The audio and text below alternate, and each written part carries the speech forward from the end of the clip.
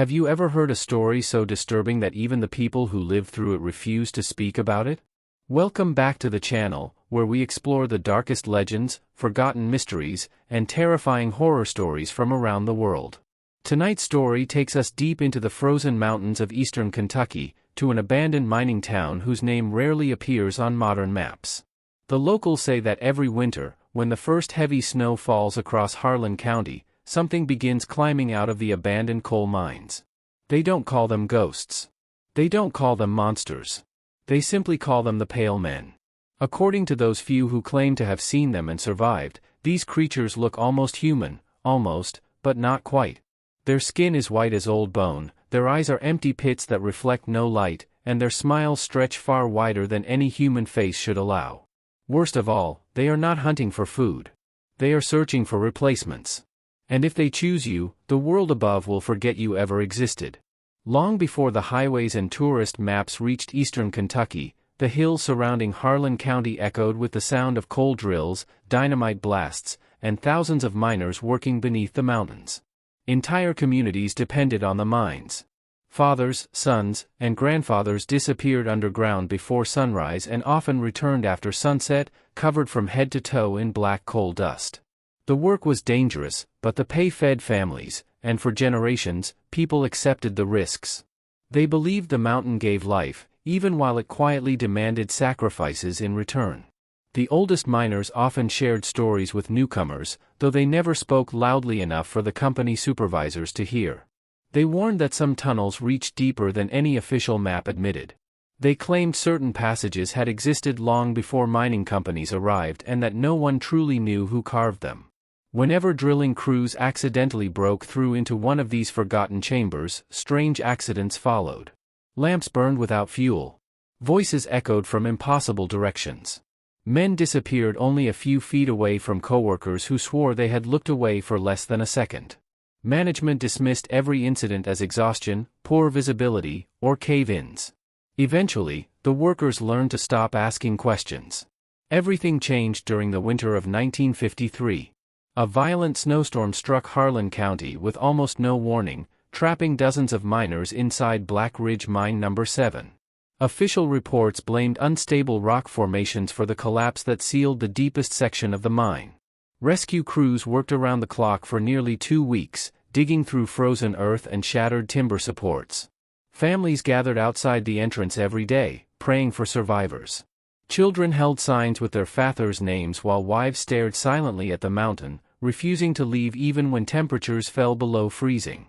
When the rescue teams finally reached the collapsed chamber, they found nothing. No bodies. No equipment. No clothing. Not even footprints. The miners had simply vanished. The company declared everyone dead and permanently sealed the mine, claiming another collapse made recovery impossible. Government investigators eventually closed the case, and over the years, the tragedy faded into local history. New mines opened elsewhere, families moved away, and Harlan County slowly became another forgotten Appalachian town left behind by changing times. But the people who stayed noticed something that never appeared in official records. Every winter after the collapse, someone disappeared. Always after the first snowfall. Always without a struggle. Always leaving behind a home that looked as though its owner had simply stepped outside for a moment. Dinner still sat on tables. Televisions remained switched on. Cars stayed parked in driveways. Pets waited faithfully beside empty front doors until neighbors finally took them away. There were never signs of violence. Never broken locks. Never blood. Only silence. And every disappearance occurred within a few miles of the abandoned mine. The older residents developed traditions that outsiders found strange. As the first snow approached each year, every window in town was covered before sunset. Families placed salt across their front porches, not because they believed it possessed magical powers, but because their grandparents insisted it had once worked. Children were forbidden from looking outside after midnight, no matter what noises they heard. Parents taught them that if anyone knocked on the door during a snowstorm, they were to remain perfectly still. It did not matter if the voice outside sounded exactly like their father, mother, brother, or best friend. Especially then. Because whatever stood outside was never who it claimed to be. Most young people laughed at those traditions. Modern education had taught them that old legends existed only because isolated communities once lacked scientific explanations for natural events. Every generation believed it would be the last to fear old ghost stories. Every generation was wrong. Daniel Reeves had never intended to investigate the supernatural. At 34 years old, he worked as a freelance journalist specializing in forgotten American towns. His articles focused on economic decline, abandoned industries, and the slow disappearance of rural communities. His writing earned respectable attention because he preferred facts over sensationalism. Haunted houses, cryptids, and urban legends had never interested him. If someone had told him only a month earlier that he would soon be chasing a story involving pale creatures emerging from abandoned coal mines, he would have laughed and looked for another interview. Everything changed after receiving an anonymous email. The message contained only one sentence. If you want the biggest story of your career, come to Harlan County before the first snow. There was no signature. No return address. Attached was a single photograph. At first glance, it appeared to show an abandoned mine entrance surrounded by snow-covered trees. But after enlarging the image, Daniel noticed something standing inside the darkness beyond the tunnel. A figure. Tall, thin, watching whoever had taken the photograph.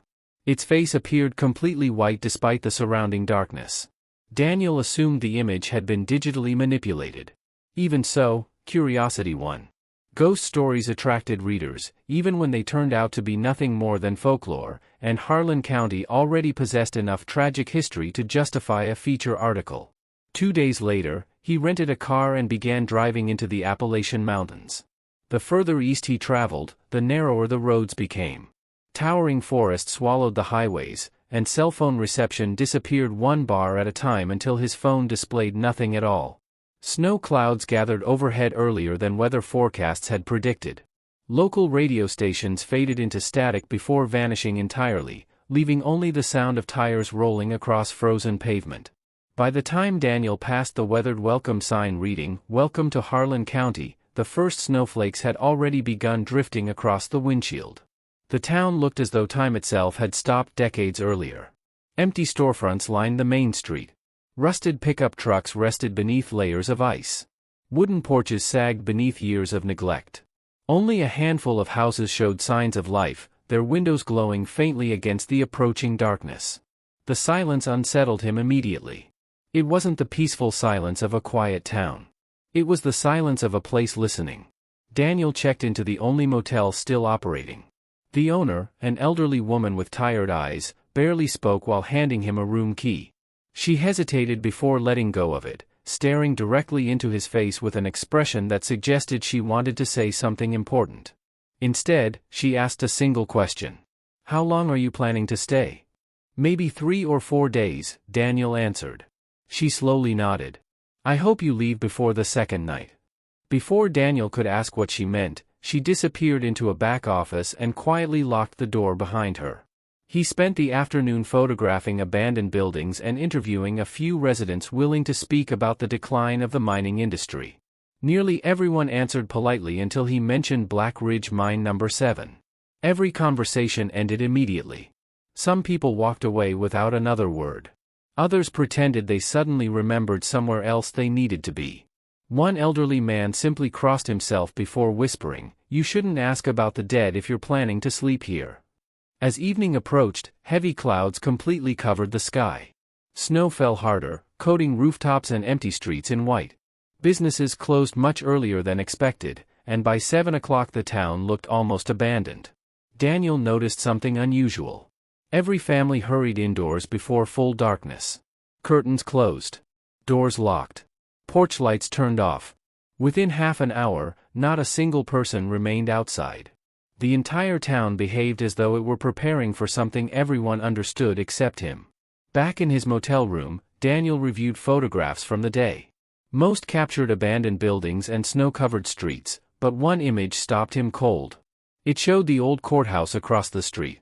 Standing beside the entrance was a man Daniel did not remember seeing when he took the picture. He was unusually tall. His clothes looked decades out of date. His skin was completely white. Not pale from winter. Not light from poor camera exposure. Bone white. Daniel zoomed in. The figure's eyes appeared entirely black. No visible whites. No reflection. Only darkness. A chill spread through his body. He quickly looked through the motel window toward the courthouse. The sidewalk stood empty. No one was there. He looked back at the photograph.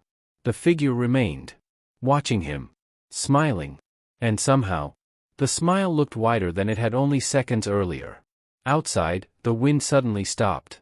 Then, somewhere far beyond the sleeping town, a long, metallic scraping sound echoed through the frozen mountains. Daniel walked slowly toward the window, unaware that this single sound had marked the beginning of the longest, and most terrifying, winter of his life. The metallic scraping echoed once more through the frozen valley, lingering in the air long after the sound itself had faded. Daniel stood motionless beside the motel window, straining to hear anything else. The town had become unnaturally silent. There were no barking dogs, no passing cars, no distant train horns, and not even the whisper of the wind through the bare trees. It was as if the entire mountain had stopped breathing. Then, just as suddenly as it had begun, the scraping ceased. A suffocating stillness settled over Harlan County, leaving Daniel with the uncomfortable feeling that whatever had made that sound knew someone had been listening. He glanced toward the courthouse again. The sidewalk remained empty beneath the growing blanket of snow. Yet the image on his camera still displayed the impossibly tall figure standing in front of the old building. Daniel convinced himself that the photograph had to be a trick of light or a digital glitch. He had spent years documenting abandoned towns, and every now and then a camera would capture distorted shadows that looked almost human. There had to be a logical explanation. There always was. Still, he could not ignore the growing uneasiness settling in the pit of his stomach. Unable to sleep, Daniel decided to organize his notes. He spread newspaper clippings, historical maps, and old mining records across the small desk inside his motel room. Most of the official documents described the collapse of Black Ridge Mine No. 7 exactly as expected. According to government reports, 43 miners had been trapped underground after a catastrophic cave-in during the winter of 1953. Rescue efforts continued for 13 days before authorities declared the operation impossible. Every document repeated the same conclusion: all 43 miners had died beneath the mountain. But something didn't make sense. None of the reports mentioned recovering a single body. Daniel searched deeper into archived newspaper articles stored on his laptop. The earliest publications openly questioned why the rescue teams had returned empty-handed. One reporter even claimed that the collapsed chamber had been completely empty when crews finally broke through the debris. The article disappeared from later editions, replaced by official statements that avoided mentioning the missing bodies altogether. Someone had deliberately rewritten the story. Around midnight, Daniel heard another sound. This time it wasn't outside. It came from the hallway. Footsteps. Slow. Heavy. Measured. Someone, or something, was walking past each motel room one careful step at a time. Thump. Pause. Thump. Pause. Daniel looked through the peephole expecting to see another guest or perhaps the motel owner checking the property. The hallway was empty. Yet the footsteps continued. Closer. Slower. Almost directly outside his door. Then they stopped. A soft knock followed. 3 slow taps. Daniel frowned. "Who is it?" he asked. No answer. Another 3 knocks. He moved closer to the door. "Hello?" Silence. He reached for the doorknob before remembering the motel owner's strange warning. For reasons he couldn't explain, he hesitated. Then a voice came from the other side. A calm, familiar voice. "Daniel, it's me." His heart skipped a beat. The voice belonged to his younger brother, Michael. Impossible. Michael lived nearly 600 miles away in Ohio. Daniel hadn't seen him in months. "Open the door," the voice said gently. "It's freezing out here." Every instinct told Daniel that something was terribly wrong.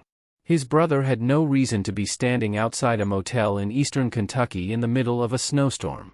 The voice came again. "You know it's me." It sounded perfect. The same tone. The same rhythm. Even the slight rasp Michael had developed after years of smoking. Daniel slowly stepped backward. Another knock. Louder this time. Then another. Then another. Each one growing more impatient. The voice changed. "Daniel." Silence. Then it whispered his name again. Except this time, it no longer sounded human. The syllables stretched unnaturally, as though something unfamiliar with human speech was carefully imitating it. Daniel. His blood turned cold. He backed away until he reached the far wall of the room, unable to look away from the door. The knocking stopped. For several minutes, nothing happened. Finally, Daniel forced himself to approach the peephole once more. The hallway was empty. Only fresh snow drifted against the motel windows. He barely slept for the rest of the night. When morning finally arrived, the entire town seemed exhausted. Dark circles surrounded every face Daniel passed. Residents avoided eye contact, speaking only when absolutely necessary. It felt as though no one had truly rested. Determined to find answers, Daniel drove toward the county library, one of the few public buildings still operating. The elderly librarian listened quietly as he asked about Black Ridge Mine No. 7. Without saying a word, she disappeared into a storage room and returned carrying a weathered leather journal. "I shouldn't be showing you this," she whispered. The journal had belonged to a miner named Thomas Avery. Unlike official reports, it contained handwritten entries from only days before the collapse. Daniel carefully turned the fragile pages. At first, the entries described ordinary mining work, long hours, dangerous conditions, broken machinery. Then everything changed. December 3rd. We broke through another wall today. There shouldn't have been another tunnel behind it, but there was. It doesn't appear on any map. December 4th. We hear people walking below us. The foreman says it's shifting rock. Rock doesn't whisper. December 6th, Frank disappeared during lunch. We searched every tunnel. There are footprints leading deeper into the mountain, but only one set. No tracks coming back. Daniel swallowed hard. The handwriting became increasingly shaky. December 8th. We found Frank. The next line had been crossed out repeatedly.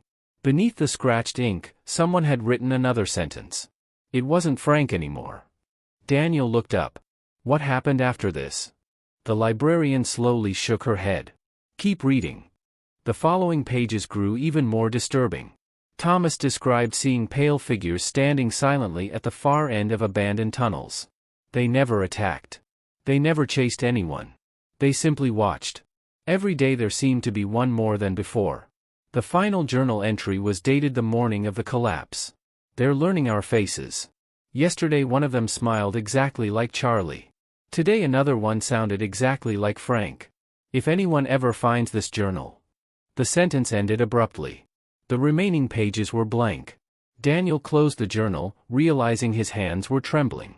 Was this ever investigated? He asked quietly. The librarian looked toward the windows to make certain nobody was outside. The sheriff confiscated every copy, she said. Then how do you have it? It was returned anonymously 30 years later. Daniel frowned. Who returned it? The old woman stared directly into his eyes. No one. She pointed toward the final page. It was waiting on the library steps after the first snowfall. Daniel felt a chill race across his spine. Outside, snow continued falling in thick, silent flakes. The librarian leaned closer. There used to be 43 miners. Daniel nodded. I know. She slowly shook her head. No. Her voice dropped to barely above a whisper. There are still 43. Daniel stared at her. I don't understand. You will. Before he could ask another question, the lights inside the library flickered violently. Once. Twice. Then every bulb went dark. For several seconds, the building stood in complete darkness. When the emergency lights finally activated, casting a dim red glow across the room, the librarian was no longer looking at him. She was staring through the window. Her face had turned completely white. Daniel slowly followed her gaze. Across the street, standing perfectly still beneath the falling snow, was a man. He wore an old mining helmet covered in coal dust. His skin was as white as freshly fallen snow. His eyes reflected nothing. And on his cracked lips spread an impossibly wide smile. He wasn't looking at the library. He wasn't looking at the street. He was looking directly at Daniel. Neither of them moved. The pale man slowly raised one hand. Not to wave. Not to threaten. Simply to point. Toward the mountains. toward the abandoned entrance of Black Ridge Mine Number 7. Then, without taking a single visible step, he was gone. The street stood empty once again. Only untouched snow remained where he had been standing. Daniel rushed outside. No footprints. No tire tracks. Nothing. It was as though the figure had never existed at all. Behind him, the elderly librarian spoke only one sentence before quietly locking the library doors. "They know you've seen them now." Daniel looked back toward the mountains rising beyond the town. The gray clouds hung low over the frozen ridges, hiding the abandoned mine somewhere within the endless forest. For the first time since arriving in Harlan County, he realized he was no longer investigating the story. The story had begun investigating him. The snow continued to fall as Daniel stood in the middle of the empty street, staring toward the distant mountains where Black Ridge Mine Number 7 lay hidden beneath layers of ice and pine trees. The pale figure had vanished without leaving a single footprint, yet the image of its impossible smile remained burned into his mind. For several long moments he questioned his own sanity. Every rational explanation he had relied upon throughout his career seemed to dissolve beneath the growing weight of what he had witnessed. Hallucinations did not leave identical descriptions across 70 years of forgotten journals. Hallucinations did not know a stranger's name. And hallucination certainly did not point toward abandoned mines before disappearing into thin air. Back inside the motel, Daniel spread everything he had collected across the bed. The anonymous email. The old photograph. Newspaper clippings. Thomas Avery's journal. County maps dating back to the early 20th century. The deeper he searched, the more one disturbing pattern emerged. Every person who had disappeared after the winter of 1953 had lived within a 5-mile radius of Black Ridge Mine Number 7. Farmers. Schoolteachers. Mechanics. Hunters. Entire families had simply ceased to exist, yet no official records ever connected their disappearances. It was as if someone had intentionally buried every piece of evidence beneath decades of paperwork and silence. Among the maps, Daniel noticed something strange.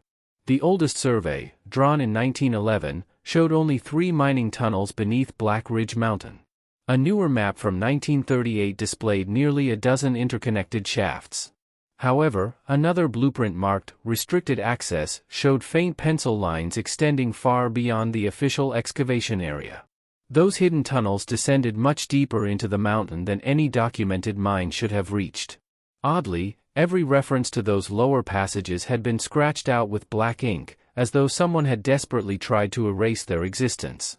Unable to ignore the growing mystery, Daniel packed a flashlight, spare batteries, a camera, a handheld recorder, climbing rope, bottled water, and heavy winter clothing. Shortly after noon, he left town alone. The road leading toward Black Ridge had long since fallen into disrepair. Cracked asphalt gradually gave way to frozen dirt, and eventually even that disappeared beneath untouched snow. Towering pines crowded both sides of the narrow trail, their branches bending under the weight of fresh ice. The deeper Daniel ventured into the forest, the quieter the world became. Even the birds had disappeared. Nearly 2 hours later, the abandoned mine entrance emerged between the trees. The steel gate that had once sealed the tunnel had collapsed decades earlier. Rusted warning signs leaned crookedly against broken fencing, barely visible beneath drifting snow. One faded sign still carried the words, "Danger. Mine closed by federal order. Entry strictly prohibited." The letters had almost completely disappeared beneath rust. Daniel stood before the entrance, expecting to feel cold. Instead, warm air drifted from the darkness. It wasn't much warmer than the outside temperature, but it was enough to stop him in his tracks. That should have been impossible. The mountain was frozen solid. Yet a slow breath of warm air continued flowing out of the tunnel, carrying with it a faint smell unlike coal or damp earth. It smelled old. Ancient. Like wet stone that had never once been touched by sunlight. He switched on his flashlight and stepped inside. The beam-illuminated timber supports blackened with decades of coal dust. Broken rail tracks disappeared into darkness while rusted mining carts rested where workers had abandoned them generations earlier. Water dripped steadily from the ceiling, echoing through the endless tunnels with unnerving clarity. At first, everything appeared exactly as one would expect inside an abandoned coal mine. Until Daniel noticed the footprints. Fresh footprints. Not boot prints. Bare feet. Human-shaped. They stretched across the thick layer of coal dust covering the floor. One set. Then another. Then dozens. Every footprint led deeper underground. None returned toward the entrance. Daniel knelt beside one of them. The impression looked strangely wrong. The toes were too long. Too thin. Almost skeletal. He photographed several prints before continuing farther inside. The tunnel gradually sloped downward, twisting through solid rock. Every few minutes Daniel marked the walls with bright orange chalk to ensure he could find his way back. His recorder captured nothing except dripping water and his own breathing. Then, a sound echoed somewhere ahead. It was faint. Almost too quiet to notice. Someone was humming. A slow melody. Old. Gentle. The kind of tune a parent might sing to comfort a frightened child. Daniel froze. The humming stopped immediately. He waited. Nothing. Convinced he had imagined it, he continued walking. Several minutes later the humming returned.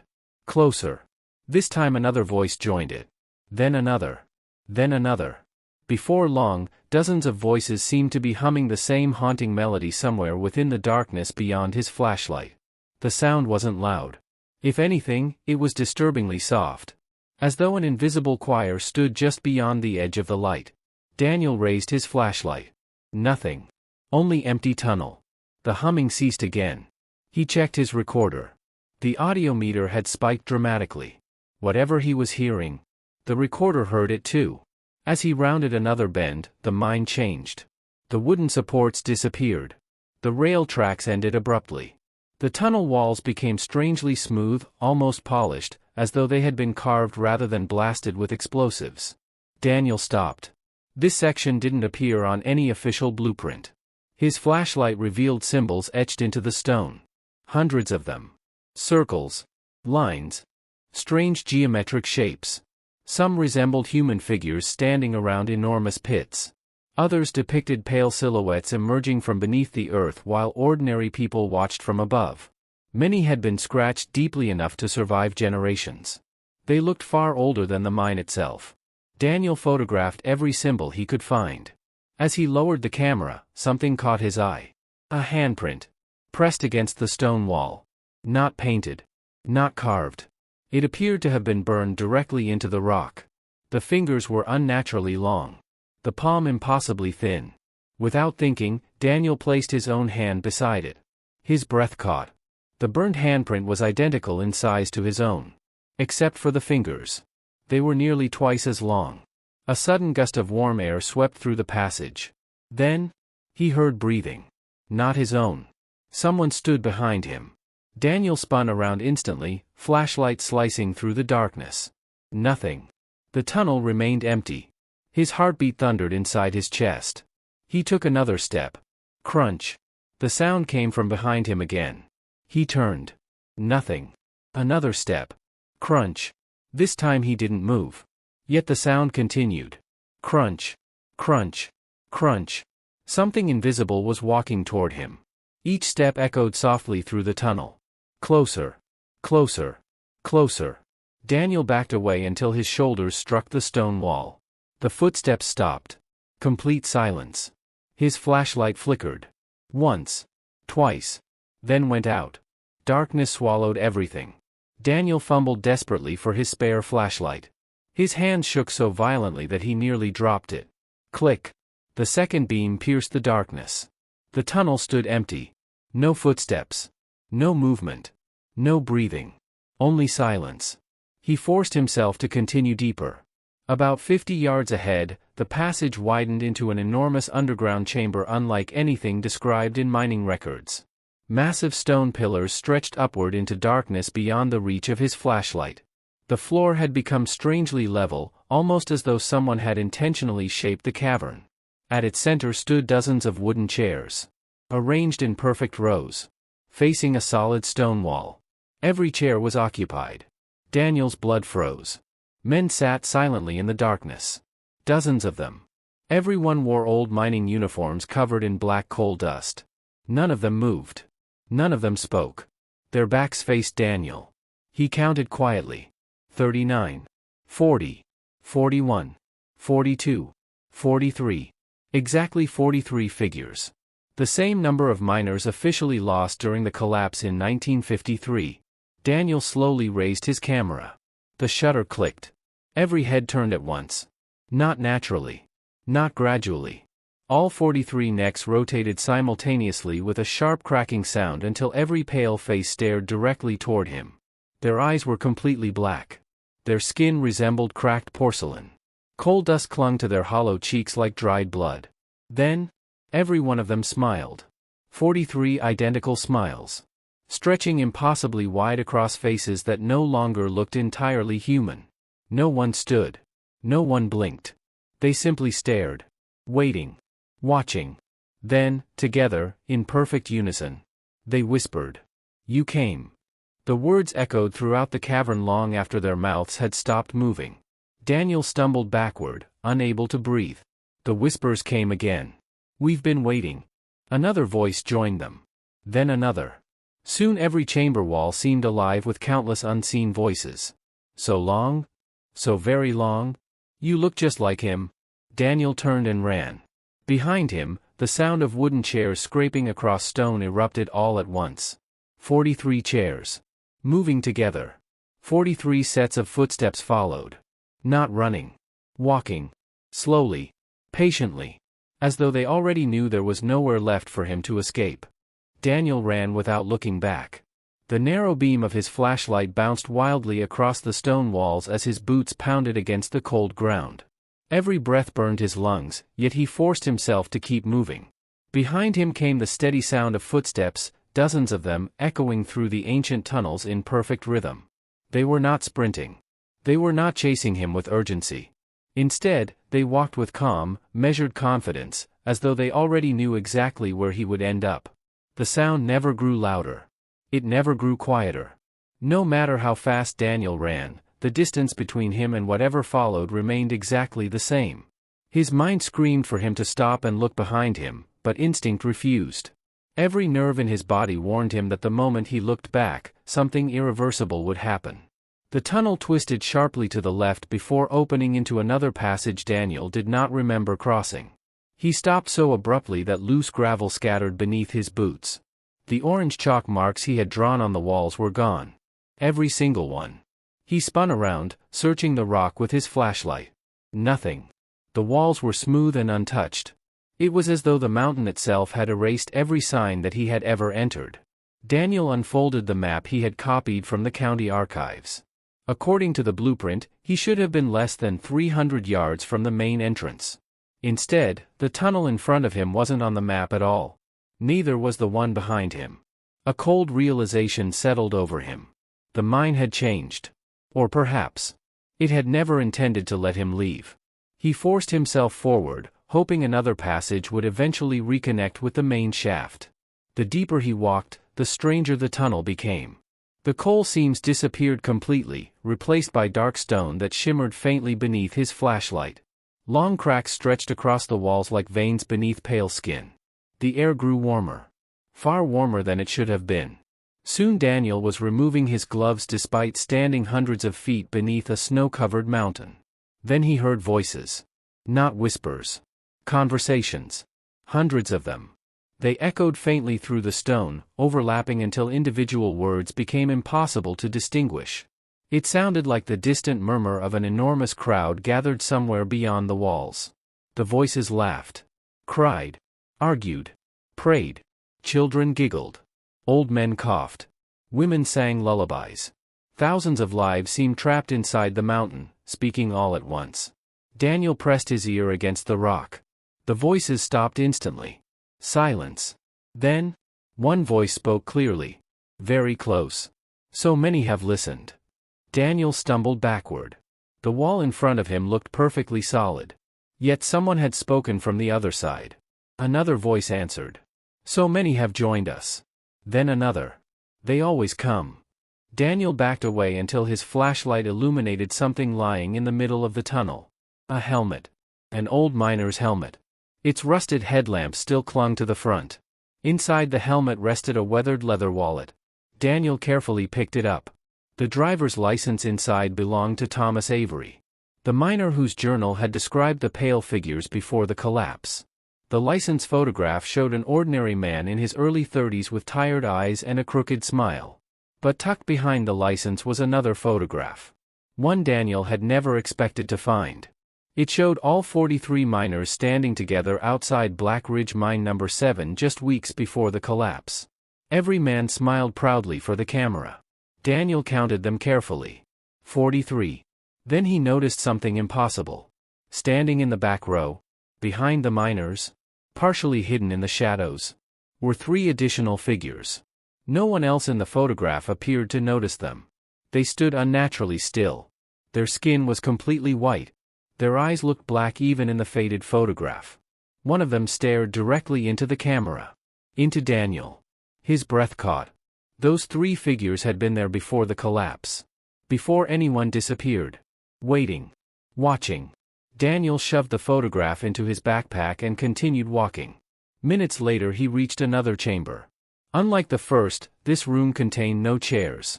Instead, hundreds of old mining tools lay scattered across the floor. Rusted pickaxes. Broken lanterns. Shovels. Helmets. Lunch pails. Every item appeared untouched since 1953. In the center of the room stood an enormous iron elevator cage descending into darkness far below. The cable supporting it should have snapped decades ago. Yet the elevator remained perfectly suspended. A single lantern burned beside the entrance. Freshly lit. Daniel approached cautiously. The flame didn't flicker. It burned with a strange white light instead of orange. Next to the lantern lay a handwritten note. Only 6 words had been written across the yellowed paper. "Come down. They're waiting below." Daniel stared at the note. The handwriting looked painfully familiar. He pulled out his notebook. Compared the letters. Every stroke matched perfectly. It was his own handwriting. He felt the blood drain from his face. Impossible. He had never written those words. Another sound echoed from beneath the elevator. Not footsteps. Breathing. Slow. Deep. Hundreds of breaths rising from the darkness below. Then came a voice. Soft. Gentle. "Daniel." He froze. It was his mother's voice. She had died 8 years earlier. He closed his eyes. This wasn't real. It couldn't be. The voice came again. "Honey, please." Tears filled his eyes before he could stop them. His mother's voice had always carried the same warmth. The same kindness. The same slight southern accent. "Come down." Daniel stepped toward the elevator without thinking. "Mom?" Silence. Then, "I'm cold." His heart broke. Every instinct screamed that it was a trap. But grief clouded reason. He placed one foot inside the elevator cage. The lantern suddenly went out. Complete darkness swallowed the chamber. Metal groaned beneath him. The elevator moved. Not downward. Upward. Daniel's flashlight flickered back to life just long enough for him to see that the elevator hadn't moved at all. The chamber around him had changed instead. The walls were gone. He now stood inside an enormous underground cavern stretching farther than his light could reach. Thousands of pale figures stood silently across the cavern floor. Men. Women. Children. Old people. All perfectly still. All staring at him. Their white skin glowed faintly beneath the darkness like moonlight reflecting from snow. None of them blinked. None of them breathed. Daniel slowly swept his flashlight across the endless crowd. Every face looked different. Yet strangely familiar. Then realization struck him. These weren't random people. Many matched the missing person photographs he had seen earlier in town. The teacher who disappeared in 1974. The sheriff's deputy missing since 1989. The teenage hunter who vanished in 2003. The elderly couple who disappeared together one Christmas Eve. Every missing resident of Harlan County was standing inside the mountain. None had aged. None appeared injured. They simply watched him with hollow black eyes. Suddenly, the crowd parted. A narrow path opened through the sea of pale faces. Someone was walking toward him. Slowly. Deliberately. Unlike the others, this figure wore modern clothing. A dark winter jacket. Blue jeans. Hiking boots. Exactly like Daniel's. The figure stopped only a few feet away. Daniel's hands began trembling. He wasn't looking at a stranger. He was looking at himself. Every detail was identical. The same scar above the left eyebrow.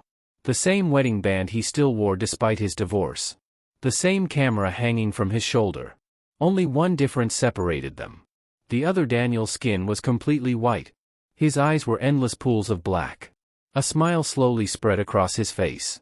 "You took longer than I did," the pale version of Daniel said calmly. Daniel couldn't speak. His double tilted his head slightly, studying him with unsettling curiosity.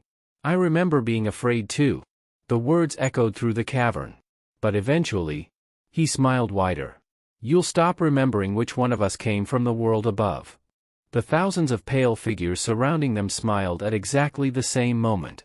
Their jaws opened wider than human anatomy should allow.